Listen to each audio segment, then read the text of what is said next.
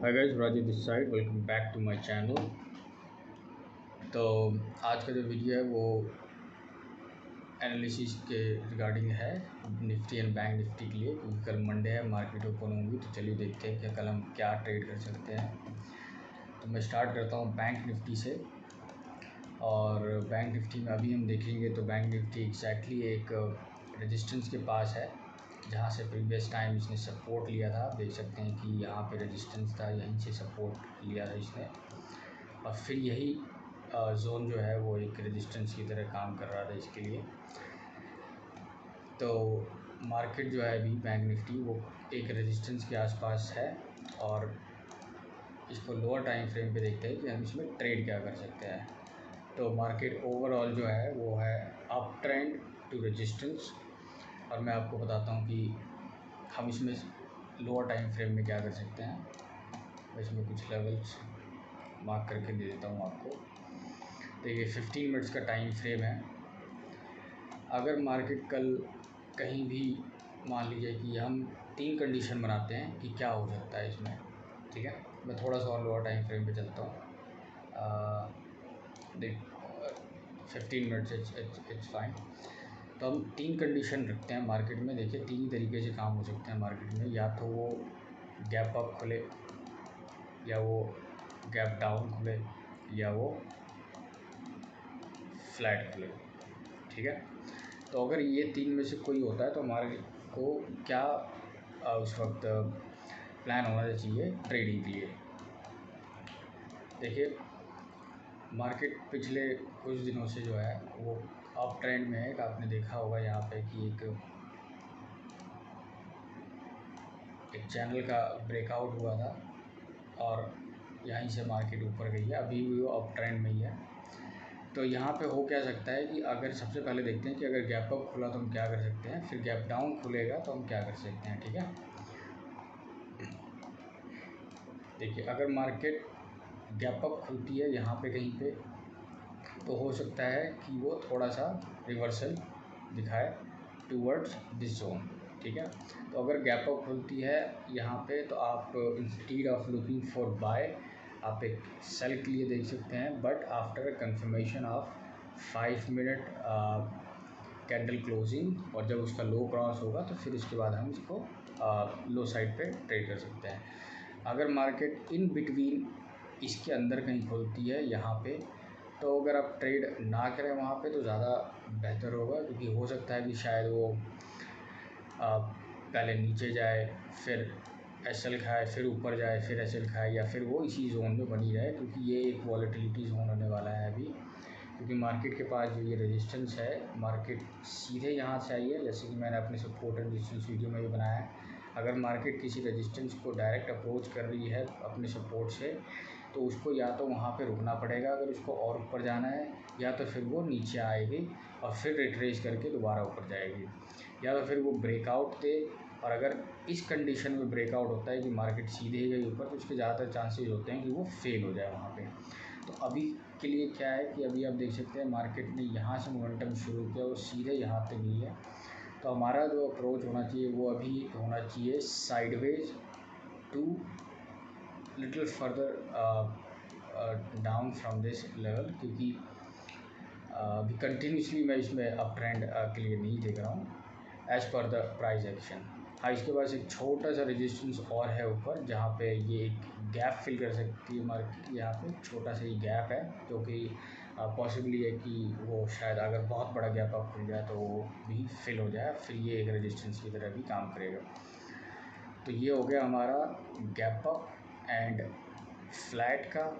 अगर market gap down खुलती है तो हमें क्या करना है कि अगर गैप डाउन खुलती है यहाँ कहीं, तो हमें वेट करना है still again for 5 minute candle, क्योंकि अगर जो 1 मिनट देखते हैं वो 3-4 कैंडल का वेट कर सकते हैं, बट जो 5 मिनट देख रहे हैं वो एटलीस्ट 1 मिनट कैंडल का वेट करेंगे, 1 कैंडल का वेट करेंगे। अगर यहाँ पे कोई भी इस तरह की कैंडल या फिर ऐसी कोई भी कैंडल बनती है, बिग रेड कैंडल ऐसी कोई भी, तो हम लो क्रॉस पे उसको ट्रेड कर सकते हैं यहाँ से। बट हमारा मिनिमम टारगेट जो होना चाहिए वो यहीं तक के लिए होना चाहिए, 800 से 900 के आसपास के लिए। अगर उसके नीचे आ रही है मार्केट तो फिर हम देखेंगे, बट वो अभी प्राइस एक्शन के हिसाब से उतना है नहीं।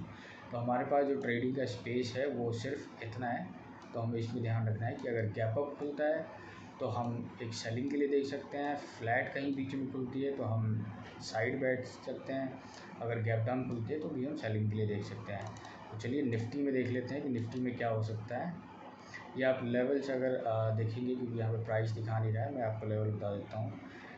प्रीवियस डे का जो हाई है फ्राइडे का, which is like 45,400 around 380, and जो लो है वो है करीब 45,080 यहाँ तक का।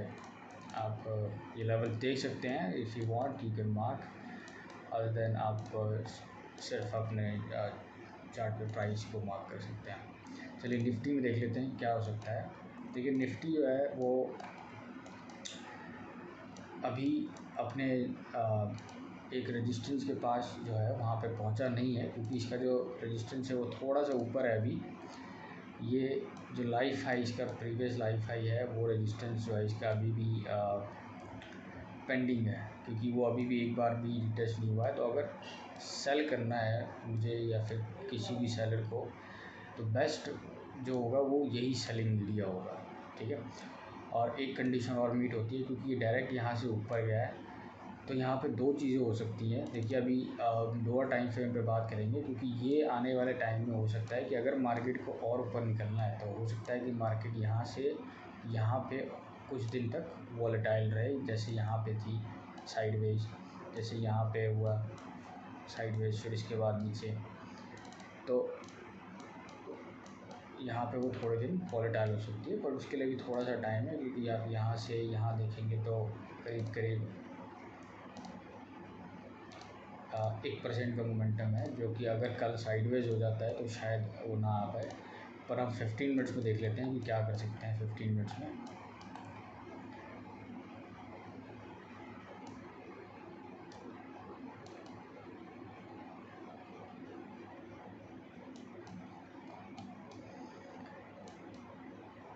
देखिए 15 मिनट्स में इसमें भी बिल्कुल एग्जैक्ट एज बैंक निफ्टी वाला ही सिनेरियो बना हुआ है। आप देख सकते हैं कि यहाँ पे एक जो रेजिस्टेंस था पहले सेम डेट फ्राइडे को, वो एज अ सपोर्ट काम कर रहा है अब, और मार्केट एग्जैक्ट उसी के आसपास कहीं पे क्लोजिंग है। देखिए यहाँ पे कुछ चीज़ें हो सकती हैं। अगर मार्केट यहाँ पे भी दो चीज़ों में होता है कि अगर गैप अप खुलता है यहाँ पे इस रेजिस्टेंस के नीचे कहीं पे, तो हो सकता है वो एक बार गैप फिल करने आ जाए। बट जो अच्छे रिस्क रिवॉर्ड से ट्रेड करना चाहते हैं, मैं कहूँगा कि वो थोड़ा सा साइड में बैठे, क्योंकि यहाँ पे आपको एक बहुत बड़ा एरिया नहीं है, ठीक है। अगर यहाँ से गैप डाउन खुलती है तो हो सकता है वो थोड़ा इस जोन तक या इस सपोर्ट तक आ जाए और आपको एक छोटा सा टारगेट मिल जाए। तो गैप अप में भी हम सेल के लिए देख सकते हैं, गैप डाउन में भी हम सेल के लिए देख सकते हैं। इन केस अगर फ्लैट या इन मिडल कहीं खुलता है तो हमें थोड़ा सा वेट करना पड़ेगा जब तक वो इस जोन के या तो बॉटम पे या फिर टॉप पे पहुंच के कोई हमें ट्रेडिंग सिग्नल नहीं देता है, क्योंकि मिडल में आप ट्रेडिंग करेंगे तो खामखा फंस जाएंगे, ना वो आपको सेल में पैसा मिलेगा ना बाई में। तो बेटर ये है कि या तो आप रेजिस्टेंस पे अप्रोच करें, प्राइस रेजिस्टेंस पे देखें कि प्राइस किस तरीके से अप्रोच कर रहा है उस रेजिस्टेंस को, या फिर सपोर्ट पे देखिए कि वो होल्ड कर रहा है या ब्रेक कर रहा है, तो आपको शायद एक छोटा सा मोमेंटम वहाँ पे मिल सकता है। बट इन मिडल अगर कहीं भी खुलता है तो आई सजेस्ट कि आप थोड़ा सा साइड में बैठ सकते हैं। और यहाँ पे एक गैप है, ये एरिया जो है ये एक गैप है, यहाँ पे आप देख सकते हैं ये जो एरिया है ये एक गैप है निफ्टी में, और ये जो है ये लाइफ टाइम का इसका टॉप है, लाइफ टाइम हाई का भी टक्कर जो टॉप बना हुआ है। अगर मार्केट कल इस तरीके से काम करती है कि वो यहाँ से खुलती है थोड़ा वापस आती है यहाँ पे कहीं पे, तो हो सकता है कि हम आने वाले टाइम में कुछ इस तरीके का पैटर्न देखें, यहाँ पे वॉलेटिलिटी में फिर ऊपर जाए और फिर यहीं पे साइडवेज हो जाए, या फिर हो सकता है कि एक बड़ा गैप अप खुल जाए और फिर मार्केट यहीं पे कुछ दिनों तक साइडवेज हो जाए। देखिए जो ट्रेंडिंग था वो निकल चुका है अभी, तो अगर आप ट्रेड कर भी रहे हैं लाइफ हाई के आसपास तो छोटे क्वांटिटी में करेंगे ज़्यादा बेटर रहेगा। और ज़्यादा बड़े टारगेट्स के लिए अभी मत देखिए, क्योंकि जब तक कोई साइन नहीं मिलता है नेगेटिव का कि वो वापस रिवर्सल के लिए आ रहा है या नहीं, तब तक हम कोई बड़ी क्वांटिटी नहीं ले सकते हैं और ना ही उसको ट्रेड करना चाहिए। एक बार मैं वीकली पे चार्ट दिखा देता हूँ आपको। अभी आप वीकली पे चार्ट देखेंगे, निफ्टी थोड़ा सा सबको लग रहा होगा कि ये एक जो है ये एक डबल टॉप की तरह भी काम कर सकता है, बट ये ऐसे होता नहीं है। हो सकता है कि डबल टॉप की तरह काम कर जाए, बट जैसा कि मैंने बताया लाइफ हाई के आसपास पहुंच के ये हो सकता है कि यहाँ पे एक इनसाइड कैंडल बना दे और फिर अगर उसकी क्रॉसिंग करता है तो वो ऊपर की तरफ जा सकता है, क्योंकि अगर इसको रिवर्सल करना है तो उसको इमीडिएट वापस आना पड़ेगा और लो को तोड़ना पड़ेगा जो प्रीवियस लो है। बट अगर वो साइडवेज हो जाता है एक वीक के लिए तो हमें वीकली टाइम फ्रेम पे एक इनसाइड कैंडल देखने को मिलेगा, जो कि डेली टाइम फ्रेम पे एक साइडवेज मोमेंटम होगा और इंट्राडे में भी। और फिर जब वीकली नेक्स्ट वीक जब वो क्रॉस करेगा तो फिर हम इसके ऊपर के टारगेट्स को देख सकते हैं आते हुए। थोड़ा एक बार बैंक निफ्टी भी देख लेते हैं वीकली टाइम फ्रेम पे भी क्या चल रहा है। तो बैंक निफ्टी में आप देखेंगे बैंक निफ्टी थोड़ा सा दूर है अभी वीकली टाइम फ्रेम पे एक रेजिस्टेंस से। हालांकि यहाँ पे इसके लिए एक रेजिस्टेंस है, आप देख सकते हैं कि यहीं से एक बार ये यहाँ से एक रेजिस्टेंस है इसके पास। तो बट ये अभी भी थोड़ा सा पॉजिटिव है, क्योंकि जब तक ये हाई क्रॉस लो क्रॉस नहीं होता है विच इज़ अराउंड 45,000 यहाँ पे, तब तक ये थोड़ा सा मुश्किल है इसके लिए नीचे आना। बट लेट्स सी, क्योंकि इसमें भी थोड़ा सा टाइम लगेगा इस एरिए पे प्राइस को आने में। तो हम देखते हैं कि कल क्या मोमेंटम होता है, उसके बिहाफ में फिर हम नेक्स्ट डे के एनालिसिस को देखेंगे और समझेंगे कि हम और क्या कर सकते हैं आगे।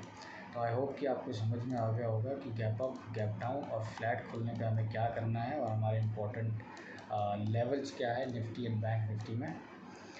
तो आज के लिए इतना ही। If you are new to my channel, please like and subscribe and show your support. I'll see you in next video. Thank you so much. Have a great day ahead.